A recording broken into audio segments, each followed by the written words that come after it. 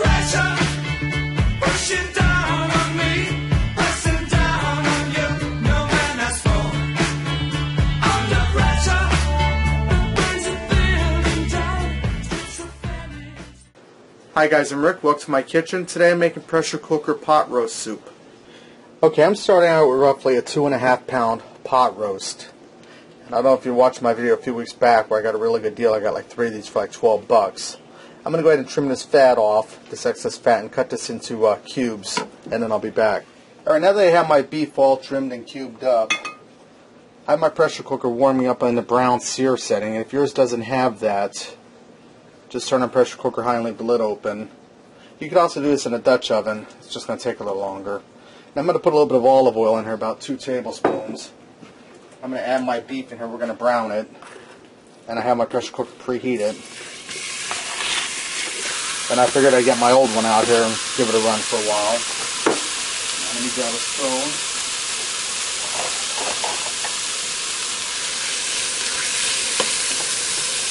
And I'm going to go ahead and a little bit of salt and pepper in here with this.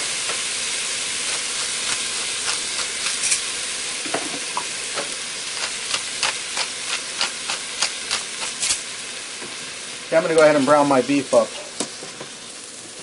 Alright, now that my beef cubes are all browned up, I have a 4-cup box of beef broth I'm going to add in there. I don't know if you can see, I cut a little hole in the end here. That makes your beef broth dump out smooth so it doesn't chug. Because if that were covered up, I can't cover it now because it's too big, but it would just chug right out of there and splash all over the place. I also have a pack of onion soup mix. I'm going to add that down in there. And I have some cooking sherry. You can also use red wine for this, or red cooking wine. If you don't have none, don't worry about it. You don't have to use it. I'm going to put a little bit in there.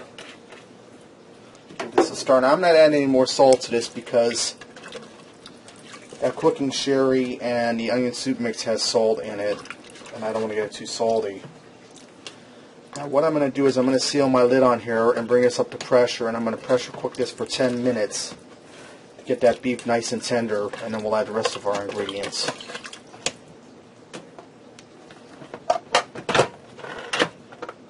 Set that on airtight. Okay, my 10 minutes are up and I release my pressure manually.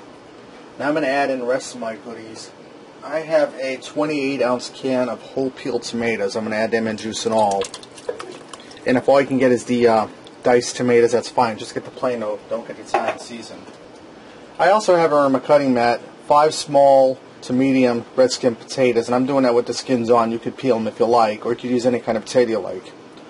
1 medium red onion, and the reason I'm using a red onion is because I had one I had to use up. You can use any kind of onion you like. And 2 cloves of garlic I minced up, so I'm going to get that in there.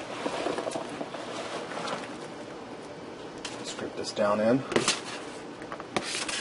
And I'm not going to add any more water to this because the vegetables are going to put off water as they cook, liquid as they cook. I went ahead and tasted that for salt. I'm going to add in about a teaspoon of salt to this. So I'm just using up this kosher salt that I have laying around and to get rid of. Use any kind of salt you like. I'm also going to add in some celery seed. If you have fresh celery, go ahead and cut that in there. I keep the celery seed because it tastes just as good or better. Put a little under a teaspoon. You don't have to worry about keeping it.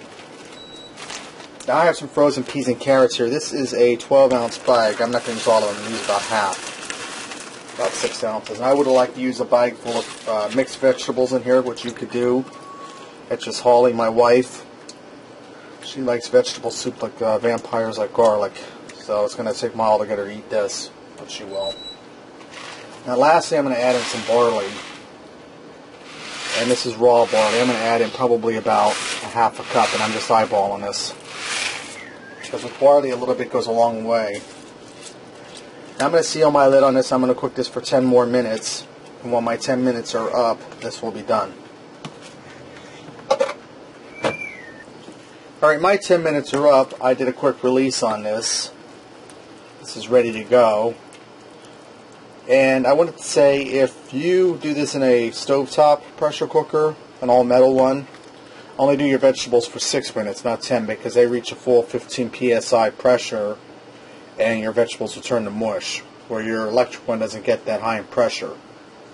And I also want to say, next week at Aldi's grocery store, electric pressure cookers are going to be there for $39.99 for a 6-quart, which is an awesome deal. So if you're really interested in getting one, you might want to check that out next week if you have an Aldi's grocery store in your area. So let's go ahead and serve up a bowl here and see what we got. Alright, there you have it. Pressure cooker pot roast soup. Give this a try. I think you'll like it. And until next time, I'll see ya.